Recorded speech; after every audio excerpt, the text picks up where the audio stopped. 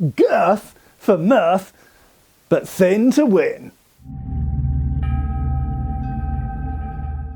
Hi folks, Matt Easton here, Schola Gladiatoria. Now, often when you're studying historical weaponry from anywhere in the world, and we're going to be looking at Chinese, Japanese and other weapons here as well as European, you'll often find, particularly in the modern consumer world, people are really drawn to their big, beefy, broad and sometimes heavier swords.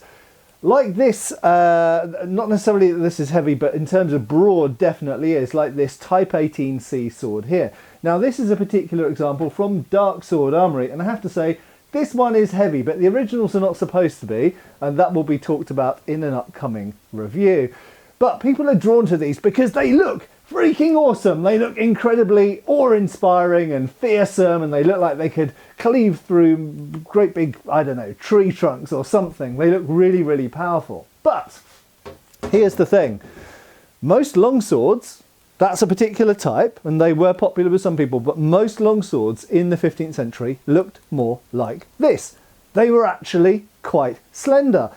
And that's also true of an awful lot of arming swords, that is one-handed swords. And of course, if we go later into the 16th century and the 17th centuries, we find lots of very narrow swords, which are admittedly more thrust-centric, but not always. There are certain types of cut and thrust swords which are relatively narrow. And this is a longsword used for both cut and thrust, two cutting edges and a thrusting point. This is the Albion ringneck, incidentally. And this is a fairly slender blade. Now, obviously some of you will realise that one purpose in this period is for fighting in armour. In fighting in armour, half-swording and thrusting is incredibly important, more important than cutting certainly. And so these swords very often are very thick and narrow, and they're more catered towards thrusting and half-swording accordingly. But you know what? These are also a better weapon, even in an unarmoured duel, than something like this for a number of reasons. Okay, first of all, if you used the same amount of steel in this as in this, it would mean that you could give up all of that breadth and you could make a sword which was longer. And as hopefully if you've been watching this channel for any amount of time you'll realise, reach is incredibly important. How far you can hit someone, how far away you can hit them from, particularly in a one-on-one duel. We're going to talk about battles in a second as well, but in a one-on-one duel, it's a huge advantage, particularly out of armour, because if you can snipe someone's hands or even thighs or head even, or forearms, from a range where they can't really quite effectively hit you yet, then clearly that's a big advantage. If one blade is longer than the other, you can hit them in the hands before they can hit you in the hands. And hands are pretty important in an unarmoured fight. So quite simply, having a weapon which is longer is an advantage. But consider this. Imagine you don't quite add all of that length, but you make the blade narrower. So what we've got here is a weapon which is not only slightly longer, or even perhaps it's the same length, but it's more nimble, it's quicker. And out of armour, you don't need to be able to cut through an enormous amount of material. You only need to be able to cleave or thrust enough to put the dangerous opponent out of the fight. And that might include cutting their hands or thrusting them in the body, whatever. But if you've got a weapon which is lighter, quicker, nimbler, and potentially longer as well, that's going to be a huge advantage in a single combat, so 1 versus 1. So therefore, weapons like this that look incredibly big and beefy, and if we take an extreme example of the proportions of the Atlantean sword, for example, from the Conan the Barbarian movies and Destroyer movies, then that's a really silly weapon for one-on-one combat, because it lacks reach, and it has a lot of cleaving power, but it's cleaving power that is not particularly useful. You can make a sword which will cut just as effectively for the requirements, that is both quicker and potentially longer. So this type of sword that is really broad, and if it's really heavy, is really redundant in a dueling or unarmoured civilian fighting self-defense context. But what about battlefields? Well, we have to admit that on battlefields the considerations are completely different. There's usually armour involved. It might not always be full plate harness, it might be mail armour, but at the very least we're going to be looking at things like gambesons or types of fabric armour or lamella, and indeed helmets, and shields as well. And in those contexts, a weapon which has an enormous amount of cleaving power, in order that with one hit, very often on a person who isn't actually looking at you, so it's not a one-on-one duel, It's a melee, it's a skirmish, and you might see an opening to strike someone with your cleaving sword, and one blow to put them out of the fight might be very beneficial. And that's where we come through to weapons like axes and warhammers, for example. So if you grab something like this, it's clearly got a reach disadvantage, but it has other advantages. We've talked about these in the past. So whether it's something like a two-handed Dane axe or a poleaxe, obviously something like a halberd, those have got reach advantages. But even if it's a shorter weapon, if it has a very potent and heavy head, that can be very beneficial in a battlefield context. So for that reason, we get weapons like this Chinese dao here, which was invented particularly, I believe, in the Song dynasty, probably for use as a shock weapon, I believe, by a minority of the infantry. Probably a bit of a similar kind of role to the montante or spadone, like the big two-handed sword behind me here. But allegedly also for use against cavalry, so very effective against horses, particularly in some kind of close-in melee.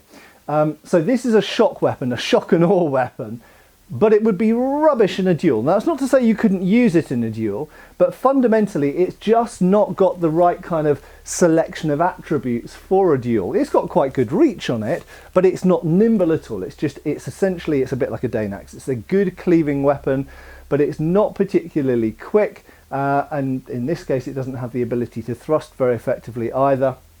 So this is a specialized weapon for the battlefield, and very effective in that context. Now, when we come into certain types of sword that you're perhaps more often used to thinking of in a sword versus sword context, let's take an example here of this antique katana. Now, this antique katana has an unusually long nagasa, or blade length, of 31 inches, which is really, really long for a Japanese period sword, at least as we're used to them. Now, admittedly, many Japanese swords antique Japanese swords as we now see them, are suriage, that is cut down, and some of the tachi that were being used in the 13th and 14th centuries were in fact pretty long as a European longsword. However, sometimes these longer blades come down, and sometimes even they made these longer blades in the 19th century, either for particularly tall people or people who just wanted a longer sword. But this particular example is not only long, because katanas tend to be quite thickly spined, but they're usually on a sort of 26, 27 inch blade. That works fine. When you scale up the blade to 31 inches, if you keep the spine a similar thickness, what we end up now with is a very blade heavy sword. That means that this has got an enormous amount of cleaving power, but in a duel against a much more nimble sword, like a lighter katana, or indeed like this particular longsword here with a narrow blade, quite balanced towards the hilt, very, very quick in the tip and very quick to maneuver around, this katana is going to be at a disadvantage because it is rather, I won't say unwieldy, because that's not the right word, but it's simply not as nimble as a lot of swords it might come up against. And that includes, I'm not just singling out Japanese swords here, that includes other Japanese swords that this would come up against. I have other antique katana which, although not being quite as long as this, would be significantly quicker than this. So quite simply, making a sword bigger and more impressive looking doesn't really make it more effective, except for a specific range of tasks usually associated with the battlefield, not one-on-one combat. So really, just to say this, when we're talking about sword versus sword, when we're talking about a duel, very often the sword that looks less fearsome, that is narrower, nimbler, lighter, something like even like a rapier, very often will dominate in single combat a sword that looks mighty and fearsome, like this big old broad Type 18C here. If these two swords went up against each other with equal users, so if it was me versus me with each of these swords, there is no question in my mind that this one would have a large advantage, not just because Albion is better quality sword, but because this particular sword, the Ringek, has a range of features which would make it superior in a duel to this one. It is quicker, nimbler, longer, in this case balanced in a more favourable way. It's just essentially, it's a better dueling sword. And yes, indeed, this might cut through a thicker tatami mat than this, But is that at all important for a one-on-one duel? No, not really, not in most situations. And the fact that this is more cumbersome and slower is going to mean that the person using this is almost certainly going to dominate and win the fight and incapacitate the person using this before they can really bring this to bear. And that goes for other weapons like this. So if you're looking at role-playing games or even video games or books even, or movies, then people with these sorts of giant weapons, yes, you can turn these to certain advantage if you're aggressive with them. There are ways that you can use them in single combat, but generally speaking, unless they have a significant reach advantage, something like a halberd or possibly a poleaxe, anything that's essentially sword reach, and let's face it, this longsword actually has slightly longer blade reach than this massive Chinese dao. This is so heavy and so cumbersome that yes, it's incredibly powerful, but it's not useful against someone with one of these. Although, as I say, I'll always caveat that with, yes, there are ways that you can mitigate that. If you're forced to fight with that kind of weapon, there are going to be certain disadvantages and a few advantages, and you need to obviously maximise your use of those advantages. Finally, I want to say that is why when we look throughout history, it doesn't matter whether you look at Europe or Africa or Asia, anywhere really across history, we do find that most swords that have been successfully used by a wide range of people, like this Mongol sabre here, tends to be medium size, medium weight, cut and thrust swords. They tend to be middle ground swords. And the reason that that is the middle ground is that for most people, whether they're duelists or whether they're soldiers, in most situations, and remember wearing inconvenience as well, given that swords very often in many cultures are a backup weapon to a bow or a spear or a lance, something like this. These medium ground swords that maybe aren't as glamorous as the big Zweihanders or the massive Chinese dao or these, you know, a very large nodachi, for example, they're maybe not as glamorous and exciting and fantasy kind of testosterone fueled, but these, the middle ground swords, were the middle ground. They were the normal, they were the popular, they were the most successful for some very, very good reasons. Thanks a lot. I hope this has been thought-provoking. I hope we'll see you back on the channel really soon. Cheers, folks. Thanks for watching. We've got extra videos on Patreon. Please give our Facebook a like and subscribe if you haven't already. Cheers, folks.